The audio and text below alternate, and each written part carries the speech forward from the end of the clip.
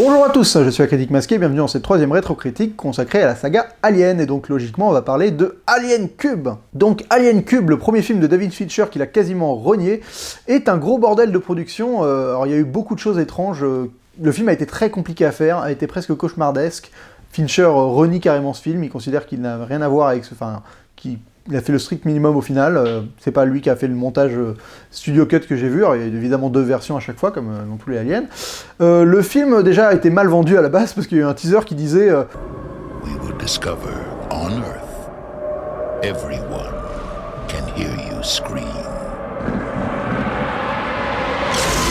les aliens débarquent sur Terre ce coup-ci, donc les gens s'attendaient à voir un film où l'alien arrivait sur Terre, et ils se sont absolument pas retrouvés à voir ça au cinéma, parce que l'histoire part dans totalement autre chose. L'histoire parle de Ripley qui se retrouve toute seule, parce que les autres personnes avec qui elle avait survécu dans le 2 sont morts, dans une capsule de sauvetage, et elle se retrouve échouée sur la plage d'une planète prison, qui est une prison désaffectée où il reste encore 25 détenus et 2 gardes et un médecin. Et donc elle se retrouve être la seule femme dans ce milieu rempli de violeurs et de tueurs. Et évidemment, une alien va apparaître, une alien qui va sortir selon les versions d'un chien ou d'un yak. Donc là, c'est une version où, dans la version studio que j'ai regardée pour cette critique, c'est un yak. Donc on a une alien un peu différente de d'habitude, parce que c'est pas une alien trop humanoïde, elle est un peu plus animale, ce qui est très intéressante. Et donc elle va se mettre à tuer des gens au fur et à mesure. Et donc il va y avoir, entre le fait qu'il y ait une femme dans cette prison et une alien qui bute des gens, ça va créer des sortes de tensions et des sortes de péripéties qui sont plus de l'ordre de la métaphore et de l'allégorie, en plus de ce qui se passe fondamentalement, fonctionnellement dans le film. Donc le film est très très riche, très très dense, très très austère aussi. Il est vraiment différent des deux précédents en tout cas. Comme je disais, la production a été un cauchemar, il y a eu plein de versions de scénarios. À la base, il y a un moment où ça devait être sur une planète de moines en bois, alors la fameuse planète en bois, les gens en parlent comme un truc légendaire qui n'a jamais eu lieu. Après, il y a eu un script qui se passe dans une prison, donc au final, ils ont un peu combiné le tout pour se retrouver avec le film qu'on a là. Et ça s'est très mal passé sur le tournage, la production a été horrible avec Fincher qui vraiment désapprouve ce film. Il en a jamais reparlé depuis, il évite le sujet. Donc c'est assez chaotique, et faut avouer que le film est pas... J'avais un très mauvais souvenir de l'avoir vu ado, et en fait le film est vraiment intéressant, quoi. Alors déjà, il est intéressant sur son côté couillu, enfin de proposer cette histoire-là qui est improbable, quoi, de commencer le film en tuant les personnages de l'ancien film, comme ça, de but en blanc, de proposer une ambiance mais austère au possible, super anxiogène dans cette prison avec que des mecs, des violeurs, enfin avec Ripley qui est la seule femme, enfin c'est super glauque, le film est vraiment, on retourne aux sources de ce qui est un peu horrifique, suspension, glauque, quoi. Et c'est pas plus mal. Pour moi, c'est la meilleure alien que j'ai vue jusqu'à présent en termes de la créature, parce que là, on comprend vraiment le danger qu'elle peut véhiculer, quoi.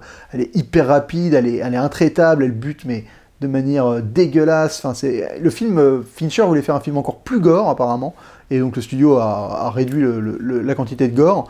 Mais en tout cas, ouais, les morts provoquées par l'alien sont vraiment horribles, et elle est intraitable, quoi. C'est vraiment Là, on comprend la menace de juste une alien peut décimer tout le monde, quoi. Parce qu'en plus, ces pauvres prisonniers, ils ont pas d'armes, parce que dans la prison, y a aucune arme. Alors c'est une volonté de Sigourney Weaver de rajouter ça dans le script, parce qu'elle est contre les armes, et donc elle a trouvé ça intéressant de faire un film où les gens se battent sans armes.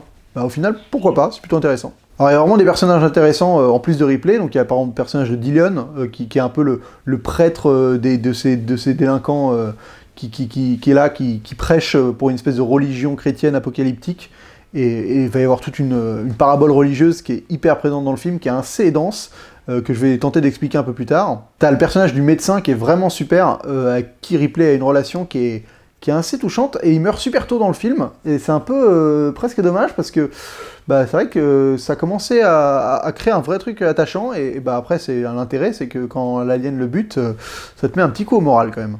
J'aime bien le personnage de 85 là, qui joue qui est genre un des gardes un peu débile. Tu te dis mais quelle horreur de se retrouver dans ce trou du cul de l'espace, à être gardien de prison pour ces 25 pélos là. Oh, vraiment le boulot de merde au possible, quoi. Alors en termes de rythme, je trouve que le film est assez lent, c'est beaucoup plus axé sur des dialogues et des interactions de personnages que les deux premiers.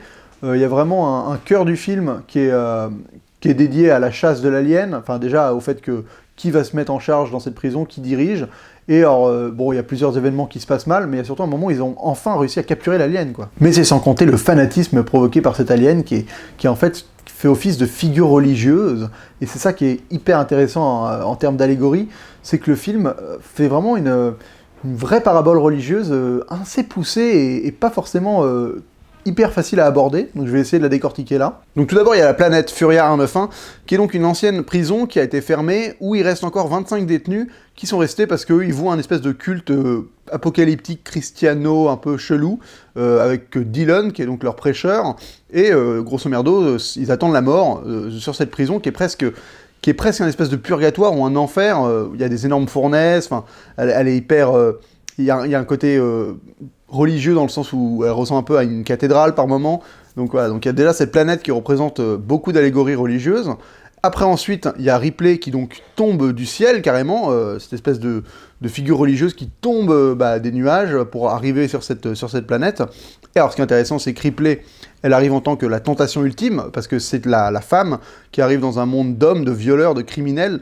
Elle représente donc leur ultime tentation, qui va se personnifier dans l'alien, carrément. L'alien devient le penchant, le diable qui est issu de cette tentation, et qui va donc leur soumettre à leur dernier test pour atteindre la vie éternelle, leur renaissance dont ils attendent, leur fameux apocalypse. C'est donc cet alien qui va les tuer tous un par un.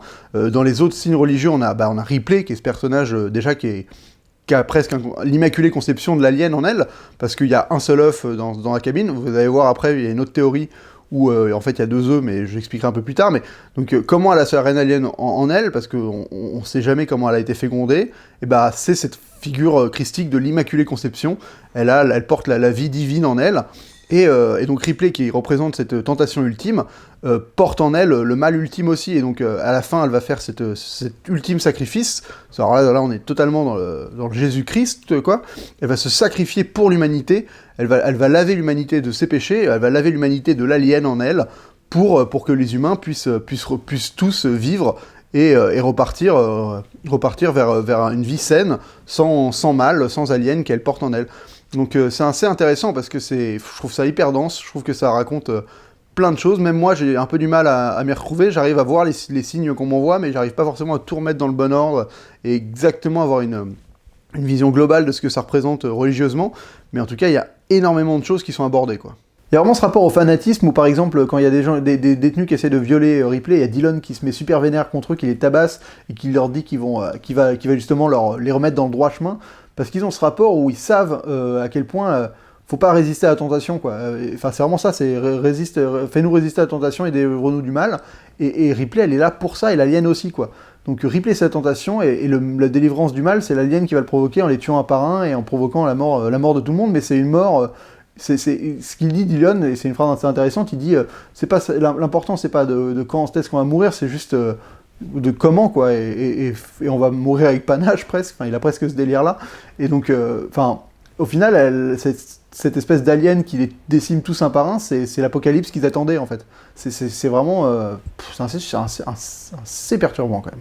Alors il y a 2 versions de la fin, il y en a une où Ripley saute en bras de croix dans la lave, donc la symbolique religieuse est évidente, mais il y en a une autre où elle saute et l'alien sort de son bide et elle la retient comme ça, et pareil c'est aussi intéressant parce qu'il y a vraiment ce côté où elle est là à essayer de retenir le mal qu'elle porte en elle pour qu'il soit annihilé à jamais de l'humanité, je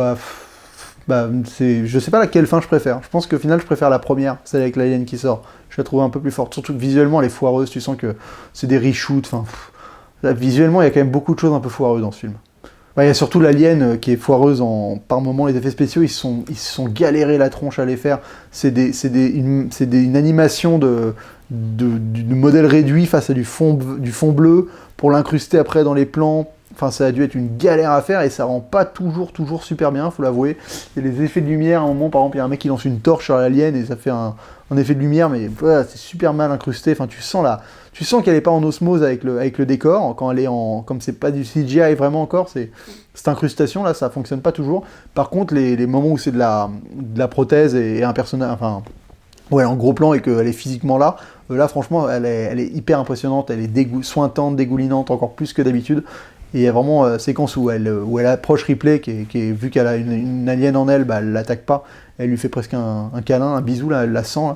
Là. Cette séquence, l'alien, elle en impose sévère, et là, franchement, tu comprends pourquoi l'autre, après, il se met à à être totalement détraqué et à la vénérer et à aller la délivrer après, parce qu'il y a un côté fascinant, quoi, ce fameux dragon, là. Après, le film a aussi d'autres interprétations, je suis allé m'enseigner un peu sur internet, c'est intéressant, il y a l'interprétation sur le sida, où voilà, on est dans cet environnement masculin, avec cette espèce de monstres qui tuent aussi bien ceux qui sont puissants que les impuissants, enfin, qui touchent vraiment tout le monde, qu'on n'arrive absolument pas à maîtriser, qui déchire les corps, enfin, ce rapport au corps, au sang, au fait qu'il te consume. Il y a aussi cette espèce de rapport à la biomédecine, où il y a forcément un groupe qui veut pas forcément récupérer l'alien pour le détruire, ou comme le sida, mais pour en faire de l'argent, pour l'exploiter de manière un peu nauséabonde. Et donc voilà, donc il y a une parabole sur sida qui existe, qui peut être une des grilles de lecture. Alors après, il y a aussi une autre grille de lecture qui est sur le patriarcat, avec Ripley qui vient détruire cette structure et qui est la forme ultime de la rébellion contre le patriarcat, parce qu'elle débarque dans la quintessence même du patriarcat, que des hommes, des violeurs, enfin vraiment l'oppression au maximum, et elle arrive déjà à devenir presque la leaduse et à se délivrer de tout ça, tout en sachant que la délivrance ultime reste la mort. Pas très cool. Il y a aussi tout un sous-texte sur l'avortement, parce qu'elle porte une vie en elle dont elle ne veut pas, et donc elle voudrait s'en débarrasser, mais alors le xénomorphe l'en empêche, parce que la vie qu'elle porte en elle, c'est une vie sacrée, c'est la vie de la reine, donc le xénomorphe tue le médecin, alors qu'il pourrait faire la procédure d'avortement, enfin, voilà, il y a tout une espèce de contexte comme ça qui quand même, au final, fait que quand tu accumules les sujets les uns après les autres, tu te rends compte que le film est super riche, quoi. En termes de mise en scène, j'ai retrouvé la patte de Fincher dans des moments où je m'y attendais pas du tout, surtout dans un moment avant l'autopsie, qui est un peu une mini-séquence clipesque où il prépare des outils.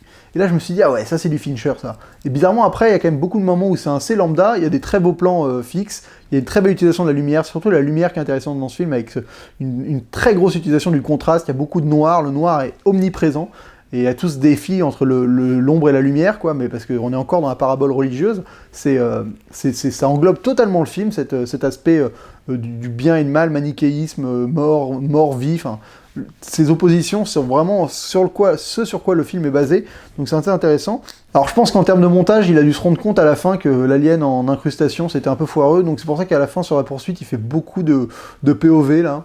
Et ça, je suis pas très convaincu par ce procédé, là. En plus, il fait une petite déformation de l'image pour faire genre la vision de l'alien.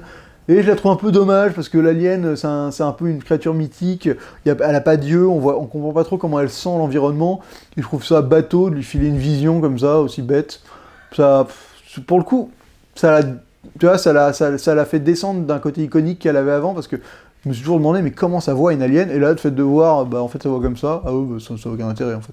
Alors il y a une grosse interrogation parmi les fans, c'est de savoir comment est-ce que ce putain de facehugger, il a débarqué dans le vaisseau, enfin d'où ça sort, ce fait que d'un coup il y a quelqu'un qui a pondu un bouche de Ripley, il y a un facehugger donc il y avait deux facehuggers, enfin il y a une espèce de trou scénaristique qui fait que les fans se sont posés mille et une questions, et alors j'ai trouvé une théorie qui me fait plutôt marrer, parce qu'elle a l'air bien foutue, mais elle est totalement capillotractée, surtout dans la manière de trouver les indices.